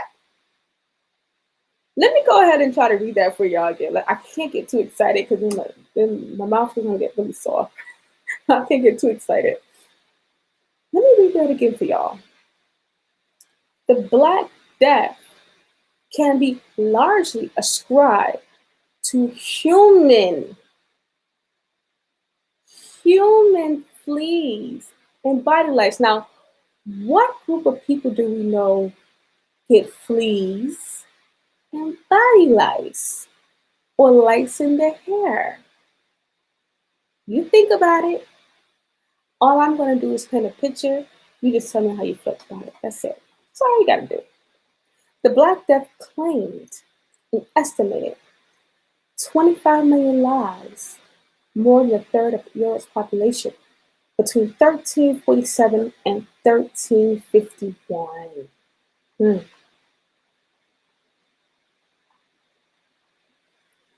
All right, let's go here. We have a good mortality data from outbreaks in 9 cities in Europe, so we could construct models of disease dynamics. He and his colleagues then simulated disease outbreaks in each of these cities, creating 3 models where disease was spread by rats, airborne transmission, fleas and lice that live on humans, and their clothes. All right. It mirrored how quickly it spread and how many people it affected. The conclusion was very clear. The lice model fits best. It would be unlikely to spread as fast as it did if it was transmitted by humans. Exactly. It's not enough mice or not enough rats to spread and kill as many people as that particular virus did. Look at the short amount of time. Let me go back here. Look at this. It's only a few years. All right. Was that 4 years? Only in 4 years. In 4 years, it killed 25 million people, not globally. See, what we're seeing right now with the coronavirus, we're seeing it kill globally. The numbers can often be very large, but yet still a small percentage of the population on Earth. Right? But we're talking about back then when the population was not as large, people were not living as long, and there was 25 million people that died within one region of the world, Europe. And Europe is very small. Right? That's showing you that this particular virus was no joke. Probably about 1 in every 3 people. Now, don't quote my math, guys, but maybe 1 in every 3 people died from this particular virus. Right? So, like I said, you guys can go back and read this. I just want to show you some highlights of how they are now telling the truth about what really happened in Europe, how that particular disease actually spread. Right? And I'm going to show you one more source. This is from a credible source. So that you guys, it's the BBC, this is already credible, but I'm gonna show you one more source so that you guys can really see that this is not just conspiracy theories. Rats didn't spread the Black Death, it was humans. Now, how is it ironic that this was released exactly 2 years from when the coronavirus first broke out globally? Let's think about that for a second. Right? 2 years ago, 2 years ago, right before we had this big old outbreak, and we have been blaming the poor bat, the bat that's in his cave out minding his business, and then humans come and bother the bat, right? Humans come take what the bat has and use it for their crops. And then those people go and eat those crops that are grown by these particular humans. These bats then circulate that disease maybe in other areas where humans are. All my speculation. Rats have long been blamed for the spreading of the Black Death around Europe in the 14th century. All right. We already kind of got into that 25 million plague deaths. This was a flea infected with the plague. That was it. All right. It's not clear where the belief that rats spread the plague came from in the first place. So let's go back here. Once again, they said there's no way it could have been spread as fast as they expected. It would have to go through this extra loop of rats rather than being spread person to person. Person to person contact is the easiest way to spread anything. Easiest way. All right. A lot of people are trying to keep rats out their house. They're trying to stay away from rats and bats as well.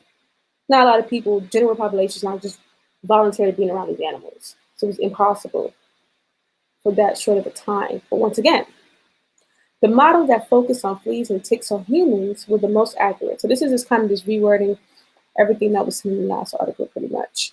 But this is history.com, all right? Your history.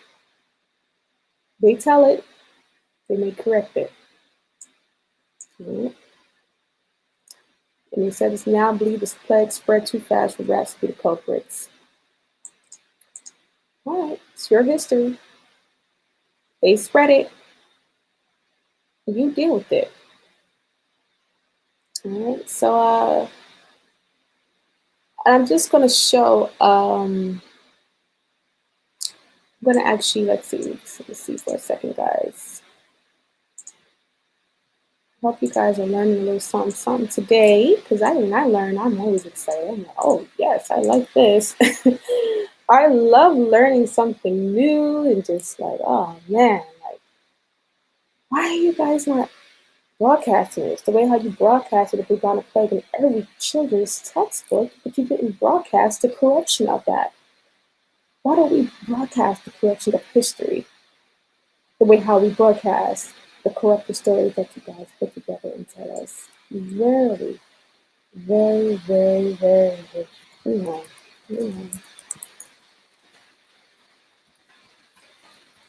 That is our history on planet Earth, guys. Whoever's the victor can tell a story the way how they want to. Alright, so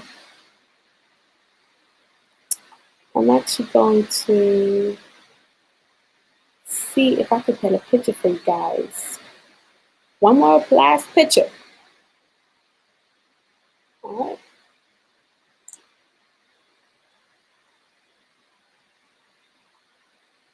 One more last picture.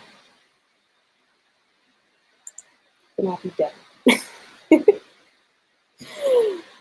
I'll be done, guys. Let's see. Make sure I get the right source. If I can't get a source, I'm just going to put the image up and I'm just going to give you a brief description.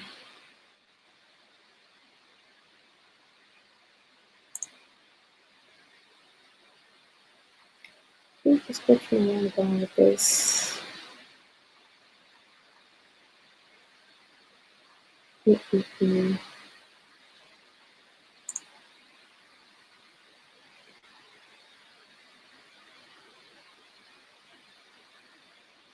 All right, so first I'm going to show you one image. Let me go ahead and get this image together. And then I'm going to go into another image, another segment, and then put this in. All right, let's talk about history for a second. This is not to make anyone feel bad about where they're from, who their forefathers are. It's really just a painting of the picture.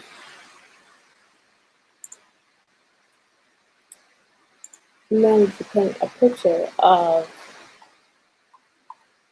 where exactly did the lice come from? And we're talking about Europe. And I know, as melanated people, we don't too commonly get lice.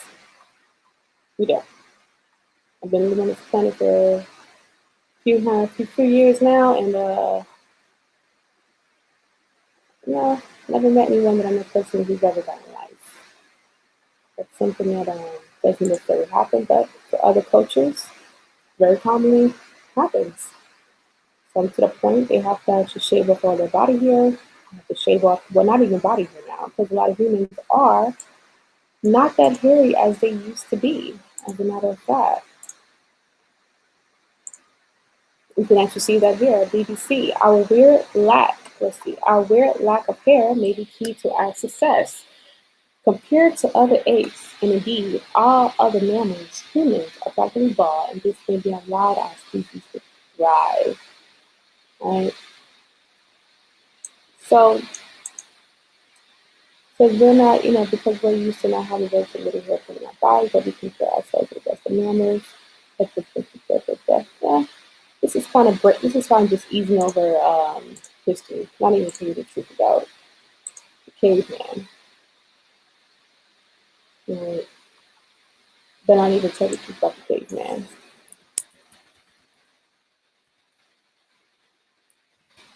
The truth is, caveman, because of the way how they live and their shaggy hair, they were more susceptible to having lice, right? Not just in their hair, but because they were covered in hair, the reason why they were covered in lice.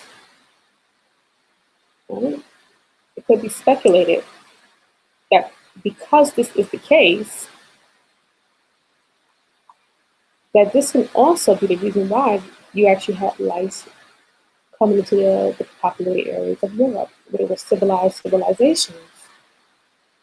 One could say that this is the time period where there was a black nobility, ruling class mentality of the blacks that came from northern Africa and throughout different regions, namely the Moors, who were populating this area at the time,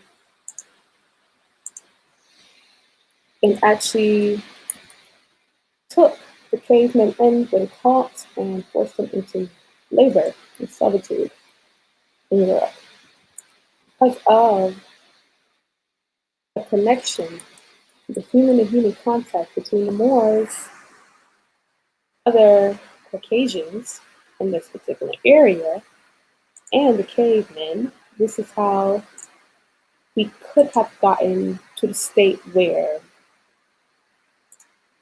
human to human contact of a disease spread. And when it spread wild, and what we get today. Right? So I think a lot of people who study history, we've learned about the Moors and how they were very hands-on with the cave beasts, as they would call them, that lived on the outskirts and in the woods and the mountains, the Caucasus Mountains, and other surrounding regions. And we do know that when they actually captured these particular beasts, they civilized them, put them within our society, shaved them of their hair, right, and bathed them, and to basically, in our eyes, to have them to be clean and kept, right?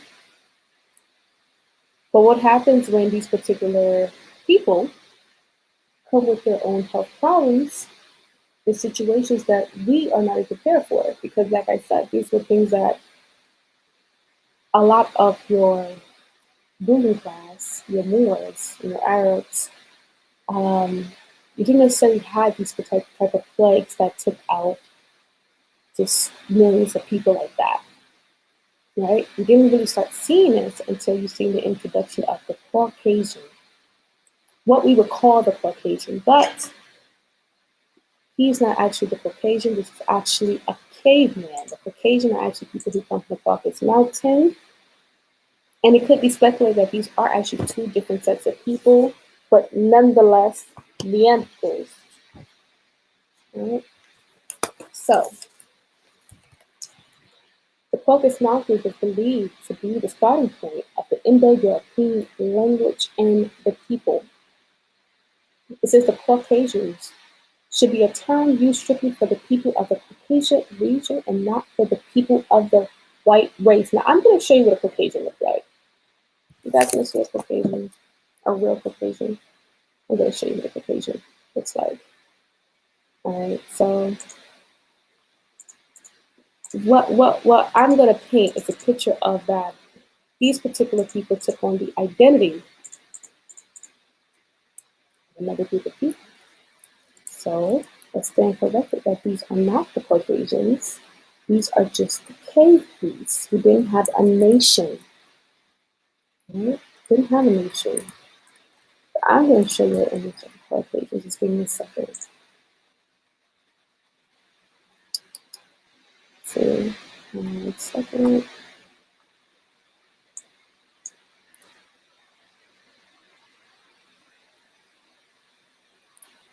Hold on a second. Make sure I get the image for you guys.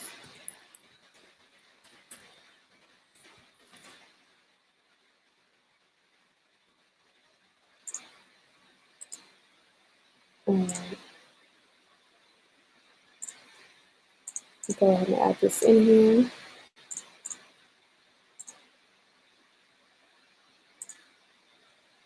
All right. Let me hide this for a sec. These are Caucasians. These are what Caucasians really are. People from Georgia, Kyrgyzstan, Armenia. And one can say that Kim Kardashian's descendants, they're from the Caucasus Mountain, the Caucasus region, right? Show you some more photos of some Caucasians, guys.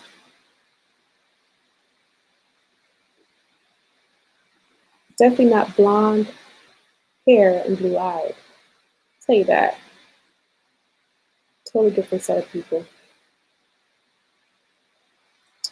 But we're gonna paint that picture today. Let's see. Make sure I get a good picture for you guys.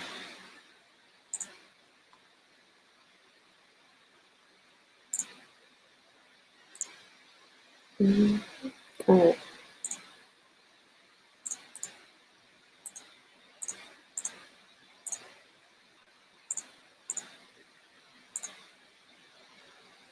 Yeah, here's another photo. Right? So only one of these is what we imagine when we look at a Caucasian from the Caucasus region. Right? But we also have Slavs, right? Slavic people. Slavic people. So we would get the word slave from. Am I right?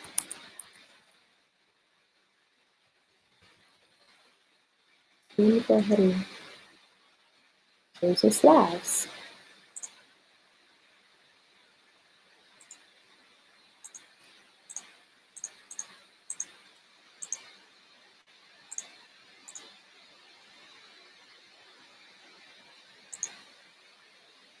All right. Let me go ahead and hide this. It's your Slavs. Totally different than the depiction of the cavemen. But nonetheless, we're not going to dismiss the fact that they probably do have Neanderthal in their DNA. The only people on Earth who do not have the Neanderthal DNA in them are the African people of the planet, African descendants. Okay, so you can kind of see what separates us and them. Like if this is not a beat on them and tell them about their history, tell them that they're nothing. It's just to kind of just tell the truth on where we are in society. Let me see what we got here.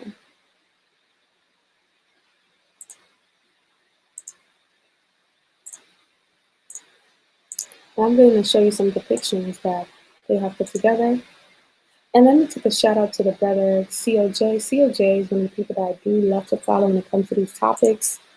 Because I love it when I already am studying something and then like he puts something out and I'm like, aha, you got the missing link that I was looking for, right? All right. And you guys can see that they're always depicting this as like a sandy brown, very light sandy brown, maybe strawberry brown hair color. Right? If you guys can see, can't see too much, but the eyes are light colored. They're not exactly black or brown, they're light colored. These are your Caucasians. This is what we would quote unquote call Caucasian today. The cavemen, right? And on the cavemen, of course, to live the life. A lot of this history is not going to come out though until they're ready to make it come out. You know, this theory of evolution is not gonna. It doesn't really fit into the timeline of the African, and barely fits into their own timeline. But this is what they use. This is how they say. This is how they paint their own history. This is what they believe. So that is an African name, all right? So you guys have to know that is not an African name. This is not their history. This is their history. Even here, I'm going to show you this cartoon. Just give me a sec. I just want you guys to kind of pay attention to the way how they depict themselves and what they depict forefathers are. Even in cartoons, all right? Never take for granted what you see in a cartoon.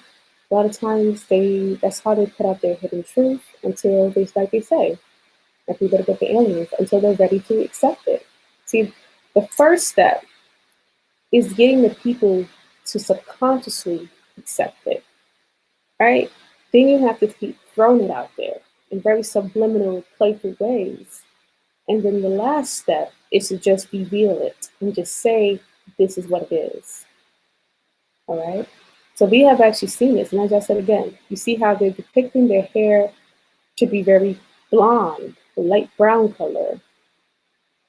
All right. These are the early depictions of what the cavemen looked like that were living on the outskirts of these nations and kingdoms outside of Europe. They were living in the mountains, they were living in the forests, they were cave beasts. All right. I'm actually going to hide this. Two separate people. Though one can say that they both do have some sort of Neanderthal DNA in them, still two separate people, right? And they keep this theme going. They keep the theme going.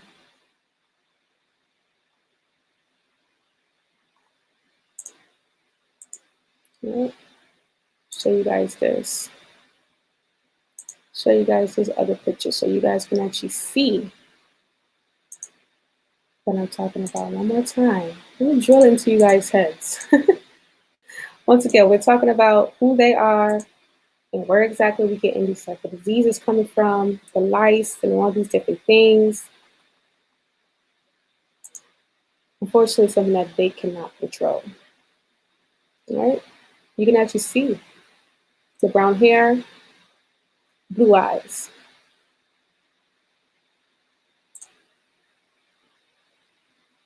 Okay?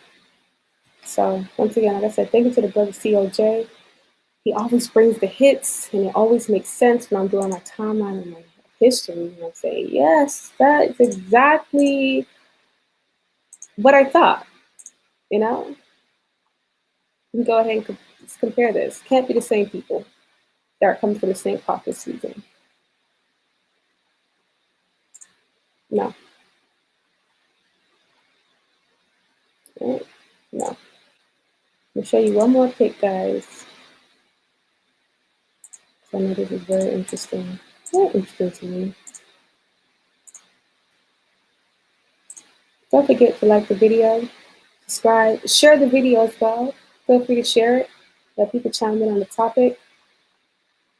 I'll show you this. No, not the same people. All right.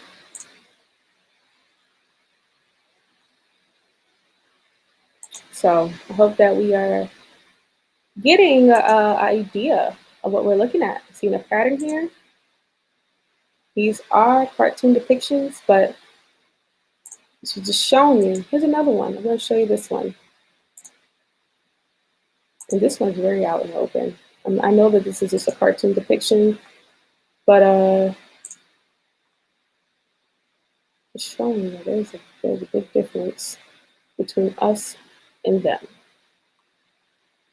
You know, that we did have the nobility that was living within Africa.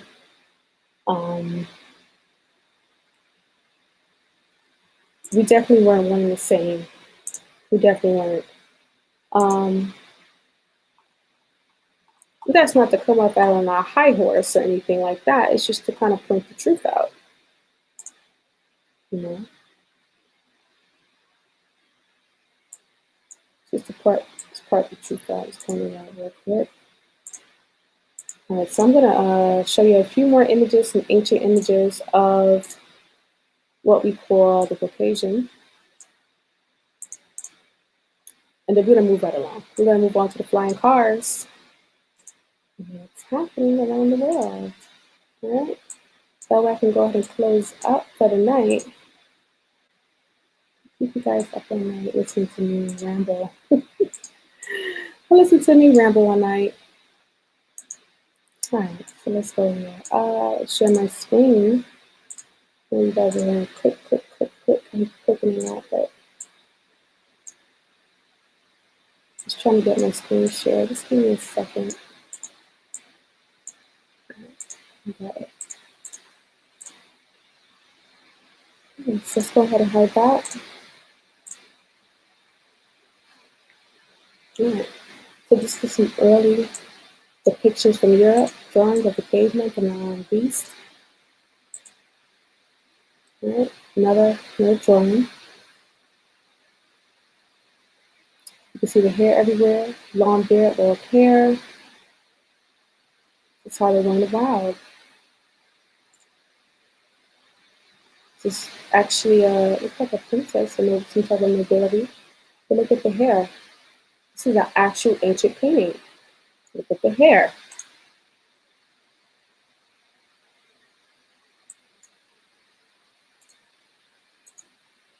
Mm-hmm. Another fictional painting. But once again, look at the hair. Even the women were colored in hair. There's always truth. There's always truth in what they would call fiction. Always. We've learned that time and time again. Time and time again. Okay? I'm just painting a picture of how if today the same people who still get lice, if they're still getting lice and they have less body hair today, and according to COJ, which is like I said, one of my favorite people to listen to, they could have been stopped getting so much excessive body hair because they started to intermix with us. Okay? And so this is why a lot of them they could find a 1%, 2%, sometimes even 10% of African DNA in them. They started to breed and mix with us. And I can actually show you that. It's not just me just putting stuff on the screen and just say that I'm just putting it out there. I can actually show the fact that the Moors are breeding with these particular women. Right. I'll show you some cool images. Just give me a sec.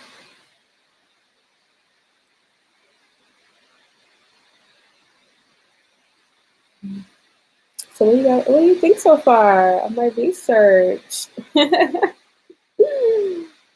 mean, history is very fun to learn. It's very fun to learn.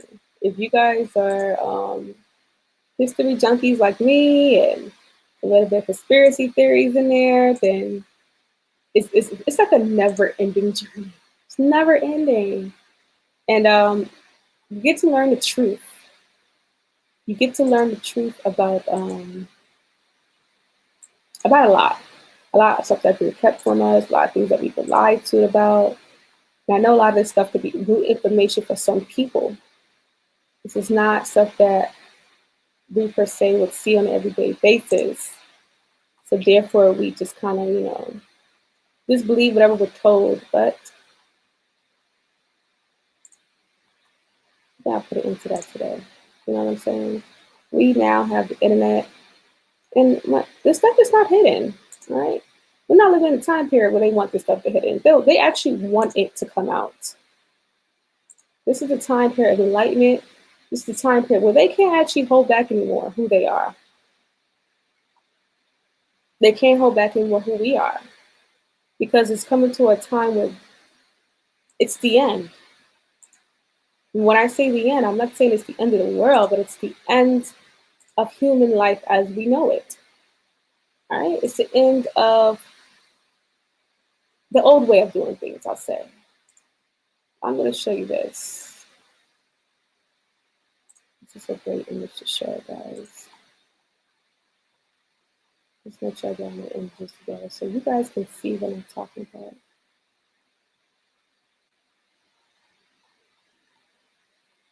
And I know people out there, oh, you guys like to paint everything as being black. Everything that was black. Everything was black. No, it's not that. It's the best history. And depending on who's telling it, they're going to tell you their side of the story. So let's go here. I'm going to put a few images up.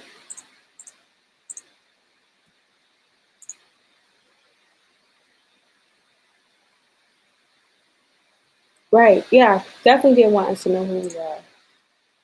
You know, a lot of us here in America, we actually do have come from Moorish descendants. This is why I've always said that Black people, until we understand who we are, we're always going to be at war with each other, right? Too many Black people in America believe in the Back to Africa thing, and that's not saying that we're not descendants of Africa. It's just saying that we have a history timeline that came, you know, along the journey. So I think that we have to take that accountable. I don't think that you should just erase an entire history and just say, well, it's just Africa. You know, but no, we actually have a long-standing history on this planet, and it is unfair to erase ours but keep theirs. It's not right, right? So let me show you this. You can actually see that this is a mixed woman. You can tell she's mixed.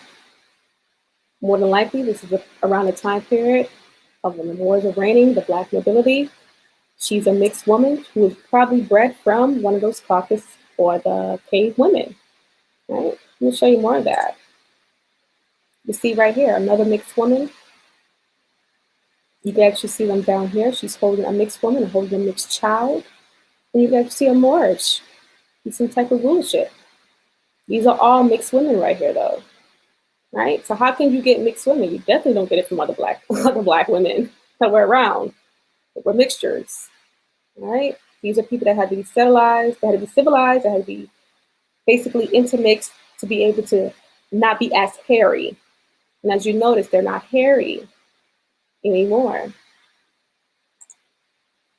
All right, so this will show you a random photo of a type of Black nobility. This guy here. So you guys can say, oh, these guys are just servants. They're just servants. No, these are not servants. These are not just do boys. All right, these are men of powerful positions. These are the Moors. And you can actually see here, a Moor presenting a pirate to a lady. This is in the 1600s. Now, what else was happening in the 1600s? 1600s was when they were also trying to colonize America. So this is showing you that even after the Black Plague and the bubonic plague, we still had Moors that were over there, right? What happened to them though? Well, history would tell the story that they were expelled and they were forced to come to America. So you can learn more about that and, do your research, guys. But you can actually see how that even back then, the lighter skinned woman was seen as a treasure. And I'm gonna definitely do a whole video about the root of colorism. All right, I'm gonna do a whole video because it goes further than the white and the Caucasian. It goes very further than the caveman. All the caveman did was take what they saw us doing, and they just amplified it. That's all they did. Right. But I'm gonna paint the picture of colorism in another video so you guys can actually see what's going on in the world. All right. So let's see. I'm gonna show one more image because this image is awesome. And this is from history. Let's see. All right, you guys see that? This actually looks like this could be some type of serpent. Right? And this woman looks like she's a mixed woman, though. She's mixed. Right? So there's no doubt in my mind. There's no doubt. There's nobody's putting words in history to say that there were no black people in Europe. They were just there to serve. No, they were there in all levels of class. And as they started to intermix, they were able to integrate into the rulerships there. They were able to take on prominent positions, and eventually they were able to actually overthrow. Right? So these are just some other random images of wars. You actually see here what's happening here. You guys seeing that? Let me go ahead and make this bigger. Are you guys seeing that though? 1 second, guys. You guys seeing that? You see how this man is laid out? The woman's there. See how this woman's at his feet? This is what they were doing to those women that were coming from the caves. Right? They were turning them into servants, and they were breeding with them, making a whole new class of humans, the mixed race. Right? And we can just keep going. We can just keep going all the way through this. You guys, all this history is there. This is not hidden. This is there. All I'm doing is just putting it out there. And what I've learned about the Moors, what I've learned about their rulerships, clearly mixed race, clearly. But that's just going to show you how when the human and human contact started happening, um, this is how you start to get things like the lights and the more. All right, so it's that, right? So I think I did a nice little presentation for you guys to get the truth about the origins of a lot of these diseases that started to happen. A lot of these stuff that was didn't really see before until you start to see certain type of races mix and integrate together on a larger scale. All right, so actually, guys, want to get into the flying cars. We are in 2020. What better way to bring in 2020 than to have flying cars, right? I think that's awesome. We can get away from the past for a second. Let's go into the flying cars. Let's see. Oh.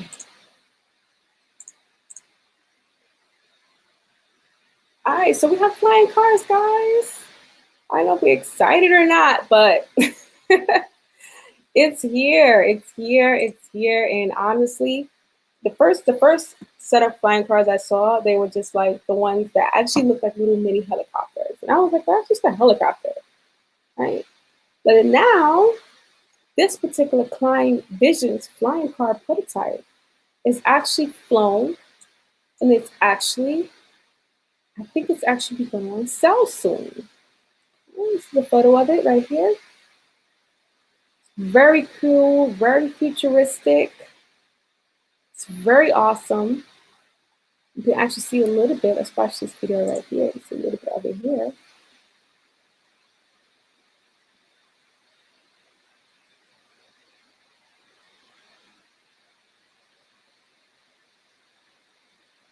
You can actually see the wings going up and then out.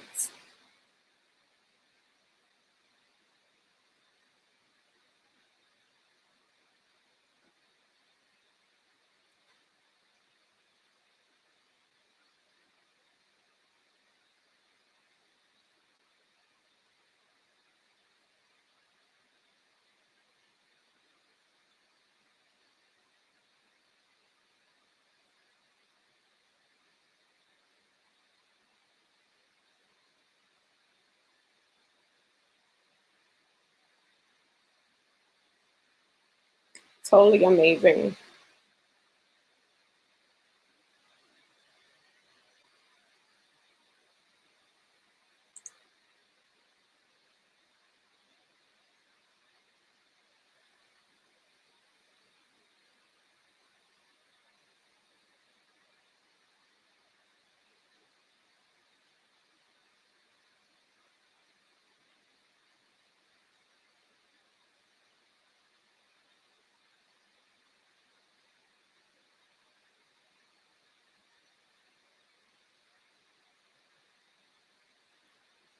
It's totally amazing, guys. I wonder how smooth that landing actually is.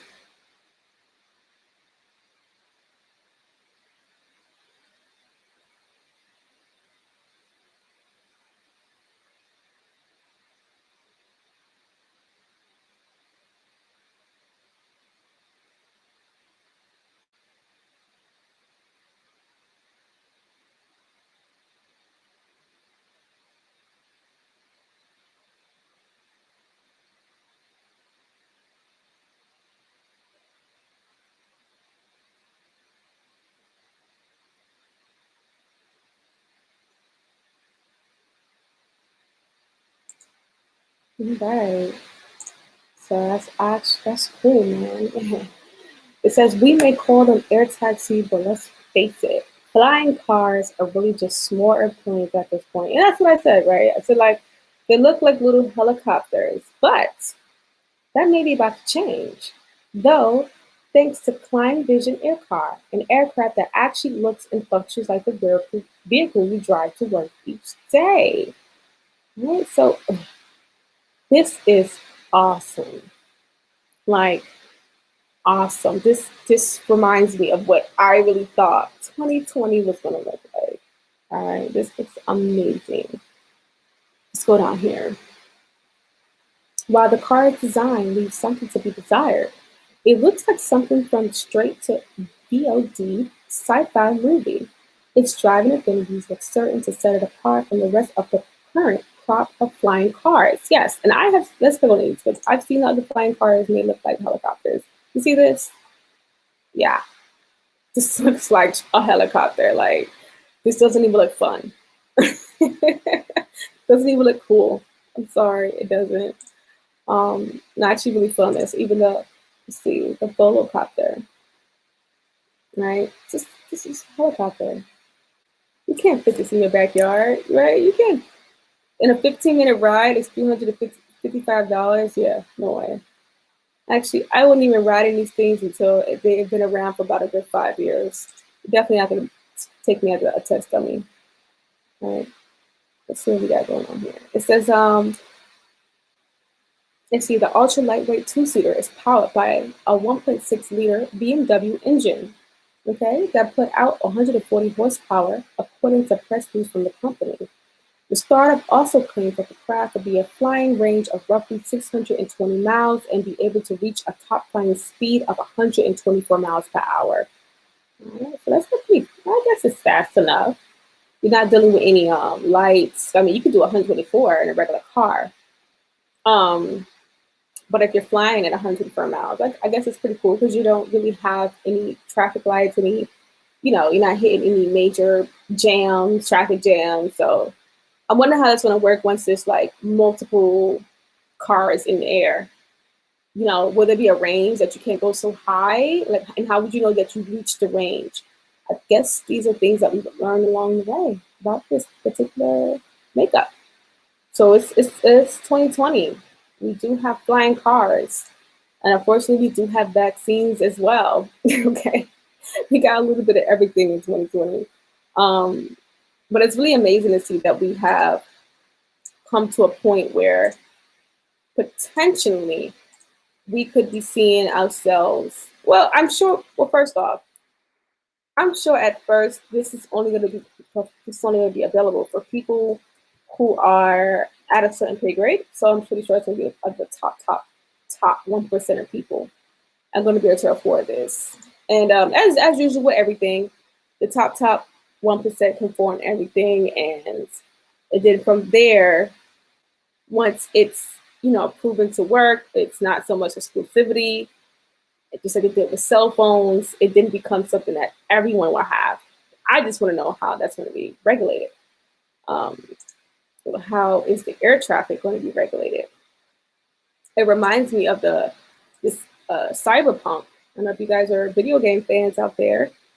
I myself am particularly not a video game fan, but I do have a fiance who is, and he's always talking about cyberpunk. It kind of reminds me of that, right? This is from a screenshot from the video game Cyberpunk. And you see the actual flying vehicles, the flying taxis in the skies. And you see the downtown, looks like a Tokyo, right? So it looks like this is just a lot of these cartoons and these, and we can actually zoom in right here. Do you guys see down there where it says no future? Can you guys see that down there in green letters? It's a little bit off to the left of cyberpunk, and it says no future.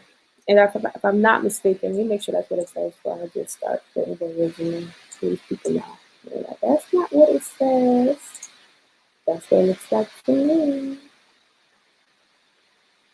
Looks like it says, yeah, if I'm not mistaken, it looks like it says NO, future.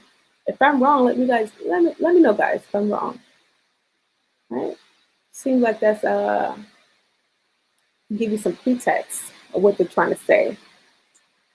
Right? If you guys know more about the video game, you guys can also let me know more about it. I can give you a brief description of what I think it's about, but I don't want to turn anyone away from it. But it would seem like this is promoting transhumanism. I don't know if anyone's aware of what transhumanism is, but I'm pretty sure some of us who actually study these things and these quote unquote conspiracy theories, right? Transhumanism is a joint and emerging of computers and humans. Right? So with this new age of enlightenment and technology, that we will start merging, and where the vaccines start being basically the testing ground, or would it be the point where we lose our morale as human beings to say no and stand up? That after the vaccine, we'll be willing to basically sign up for anything, right? A lot of these are speculations that I'm making.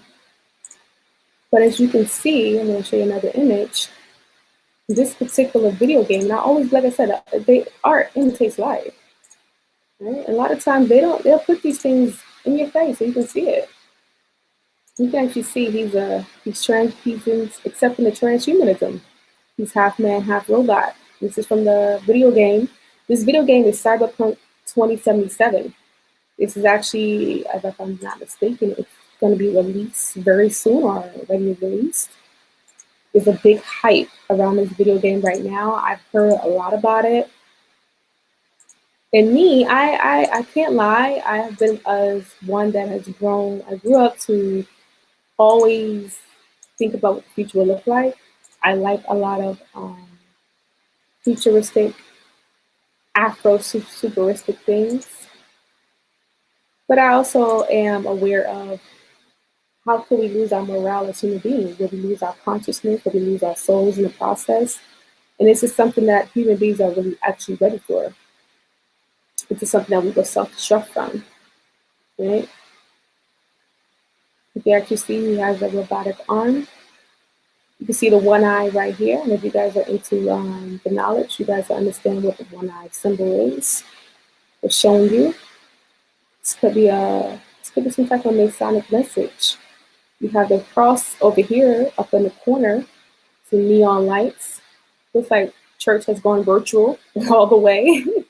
It's a virtual digital church. Never seen a church with neon lights. So it has a cross there. He seems like he has accepted into transhumanism. Right? I would love to know more about the story of this particular video game. It seems very cool. And as I said, I've heard so many things about it that I feel like I'm now to the point like, oh, I'm gonna play this video game. It sounds really awesome. Right. So I think that's it for tonight. I think we pretty much touched on a lot. Thank you for tuning in. And let's see, I got one more image though. I think this is awesome. This is from the Cyberpunk video game again. So they're showing you how you can use your consciousness and power. Maybe it looks like he's entering or he's touching another portal, another dimension, right? This is in a video game. So they're showing you. They know. Now, I mean, showing you, they're warning you. As I just said, we just watched how they went from telling one story in history and then coming out years later, thousands, hundreds of years later, after telling a big lie, because now they're saying they don't even know how the story of rats got into the bubonic plague. They don't even know how that happened. But for some odd reason, all of us have been told that it was rats, and they've been very sure of it, very sure. So it's kind of funny when now when we listen to history, they now say that we don't even know how that came about. We don't know who started this rumor. All right, I. That's what they say. Hi, so yeah, so thank you again for tuning in once again. This is the Velvet Door, and beyond the door, we talk about all things that are worthy. Of course, I am Shay, and I will see you on the next video where we talk about what's going on around the world. Please like the video, subscribe, share, tell a friend to tell a friend. I want to hear your opinions and